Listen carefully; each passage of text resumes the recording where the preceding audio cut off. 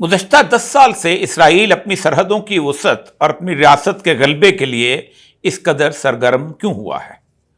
اس کا جواب ہر اس شخص کو بآسانی مل سکتا ہے جو اسرائیل اور امریکہ میں موجود طاقتور ترین صہیونی لابی کی 2014 کے بعد آنے والے حالات کے بارے پیشگوئیوں کا مطالعہ کرتا رہا ہے۔ آج بھی اسرائیل اور امریکی میڈیا ان آنے والے دنوں کے بارے میں یہودی ربائیوں اور اہل تصوف کی پیشگوئیوں سے بھرا پڑا ہے۔ ان پیشگوئیوں کا آغاز وہ یہودیوں کی مقدس کتاب تالمود سے کرتے ہیں۔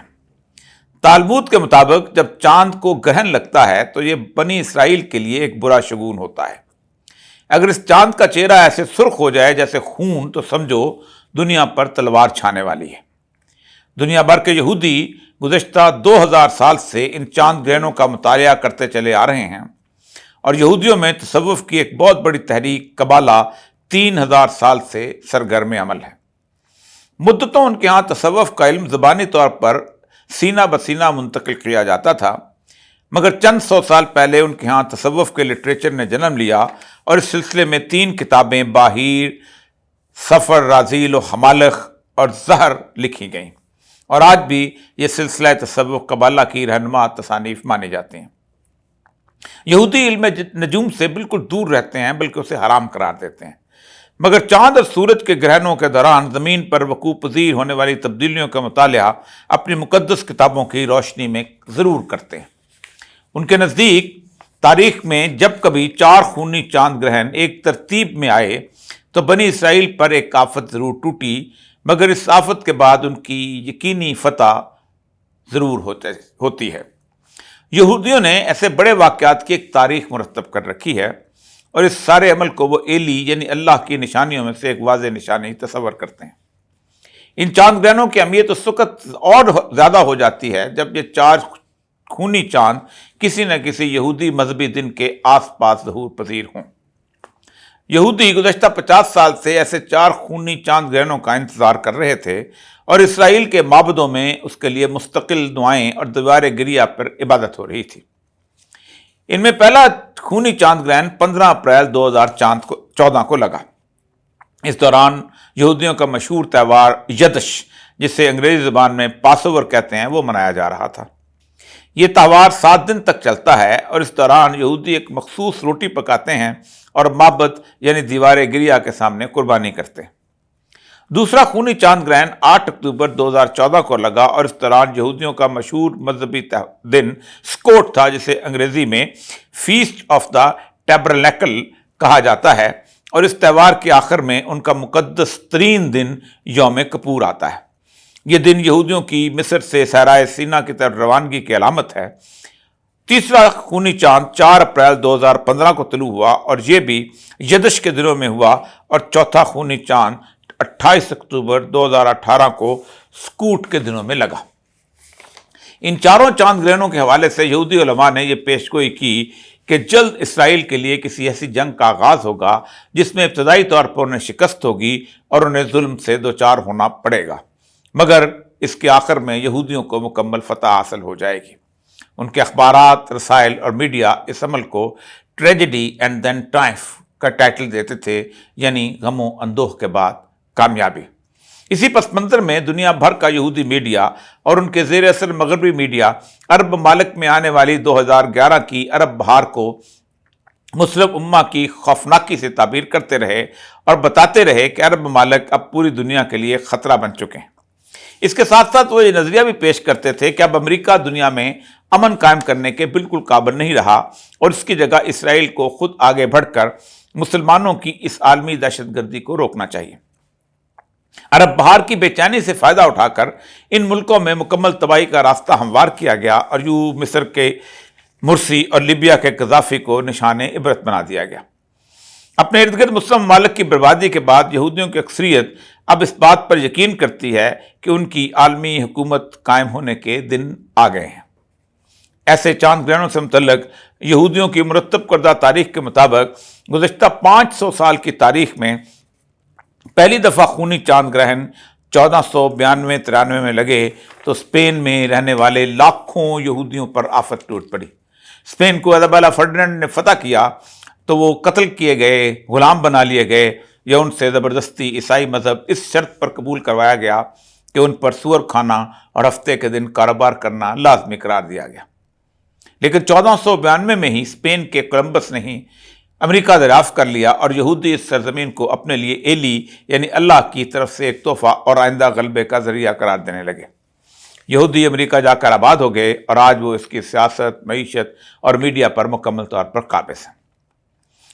دوسری طرف ایسے 4 خونی چاند گرہن 1949-50 میں ظہور پذیر ہوئے۔ اسرائیل وجود میں آ چکا تھا اور ڈیوڈ بن گوریان کی حکومت بھی بن چکی تھی، لیکن اس حکومت کے خلاف 7 عرب ممالک کی افواج متحدہ ہو کر حملہ آور ہوئیں۔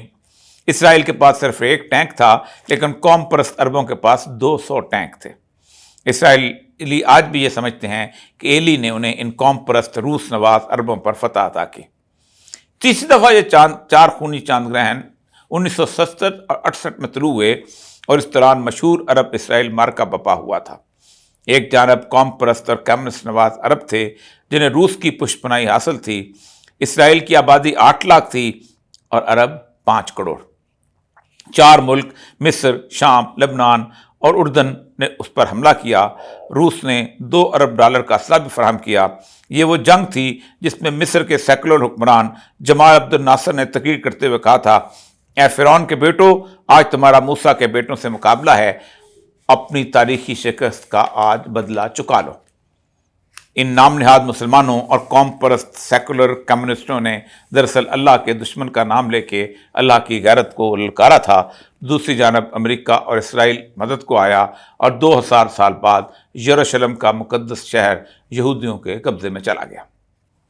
غزہ پر اسرائیلی بمباری گزشتہ 10 سال سے وقفے سے جاری ہے اور حماس کا موجودہ حملہ اس کا رد عمل ہے، مگر اسرائیلی اس حملے کو اپنے عزائم کی تکمیل کا زینہ سمجھتے ہیں۔ جن عظیم دانشوروں کو یہ غلط فہمی ہے کہ اسرائیل دنیا میں موجود قومی ریاستوں کی طرح ایک عام سی ریاست ہے جس کی متعین حدود ہیں، اقتدار اعلیٰ ہے اور وہاں ایک جمہوری حکومت ہے، تو انہیں اس خوش فہمی کو دل سے نکال دینا چاہیے۔ یہودی وہاں کیوں ہیں؟ 1896 میں جب صہیونیت کی داغ بیل ڈالتے ہوئے مشہور زمانہ پروٹوکولز لکھے گئے تو وہ تاج برطانیہ جو یہودی سودی سرمایہ کا مقروض تھا، اس نے دنیا بھر میں بکھرے ہوئے یہودیوں کو ایک قوم تصور کرتے ہوئے بالفور ڈیکلیریشن 1917 میں جاری کیا، جس کے تحت انہیں فلسطین میں آباد کرنا مقصود تھا۔ سوال یہ پیدا ہوتا ہے کہ کیا یہودیوں کو پوری دنیا میں کوئی اور جائے پناہ میسر نہ تھی؟ تمام اتحادی ممالک امریکہ کے دروازے ان کے لیے کھلے تھے، پھر وہ حیفا اور تل ابیب جیسے بے آب و گیا علاقے میں آ کر کیوں آباد ہونا شروع ہوئے؟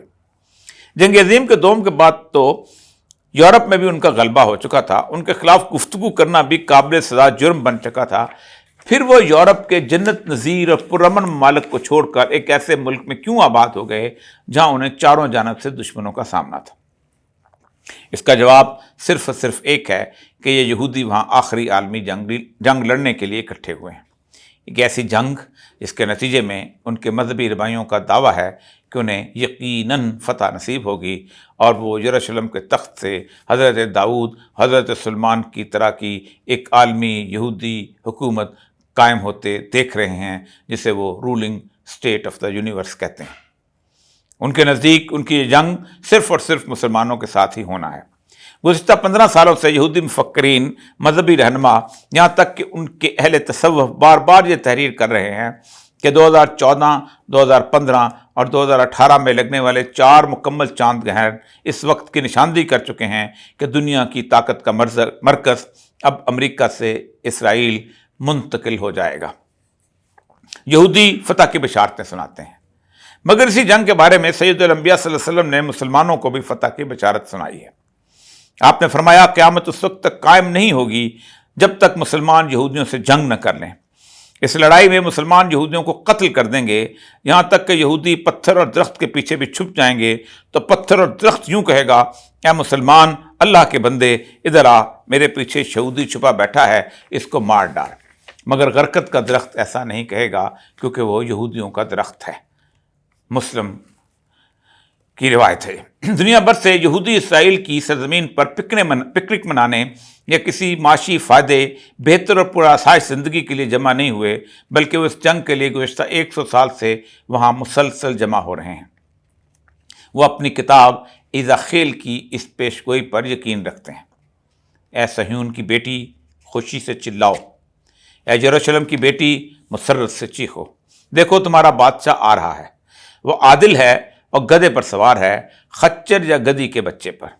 میں یوفرم سے گاڑی کو اور یروشلم سے گھوڑے کو علیحدہ کر دوں گا، جنگ کے پر توڑ دیے جائیں گے، اس کی حکمرانی سمندر اور دریا سے زمین تک ہوگی۔ زکریا 10:9 آیت۔ یہ اسی کتاب میں لکھا ہے کہ اس طرح اسرائیل کی ساری قوموں کو ساری دنیا سے جمع کروں گا، چاہے وہ جہاں کہیں بھی جا بسے ہوں، اور انہیں ان کی اپنی سرزمین پر جمع کر دوں گا۔ میں انہیں اس سرزمین میں ایک ہی قوم کی شکل دے دوں گا، اسرائیل کی پہاڑی پر، جہاں ایک ہی بادشاہ ان پر حکومت کرے گا۔ ایزاخیل۔ انہی بشارتوں کی تکمیل کے لیے یہودی اسرائیل میں اکٹھے ہو چکے ہیں، لیکن ان کا حال بھی مسلمانوں جیسا ہے۔ وہ اپنی مرضی کی آیات اٹھا کر اپنے لیے فتح کے نوید سناتے ہیں، لیکن ان کی اسی کتاب ایزاخیل میں اس آخری جنگ کا جو انجام درج ہے وہ بالکل سید الانبیاء صلی اللہ علیہ وآلہ وسلم کے ارشاد جیسا ہے۔ ایزاخیل کے 22ویں باب میں لکھا ہے: پھر ایلی کہتا ہے، کیونکہ تم لوگ میرے نزدیک کھوٹے سکے ثابت ہوئے ہو، اس لیے تمہیں یروشلم میں جمع کروں گا، جیسے سونا، چاندی، ٹن، لوہا اور کانسی کو آگ میں ڈالنے کے لیے جمع کرتے ہیں۔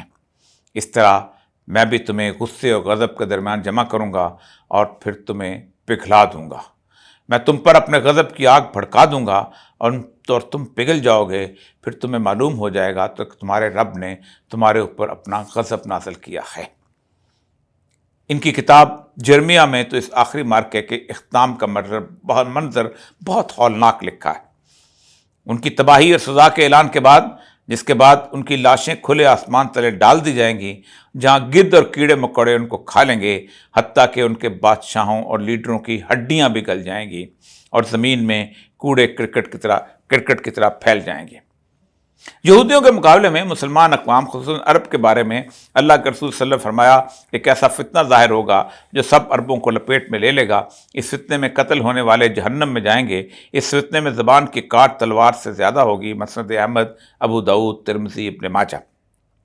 یعنی اس وقت ہم اس فتنے کا شکار ہیں، اور اب ہماری تباہی لازمی ہے، مگر اس بڑی لڑائی سے جو بھی مسلمان بچ نکلے گا وہ وہی ہوگا جس کے ہاتھ سے اللہ کی نصرت کا پرچم بلند ہوگا۔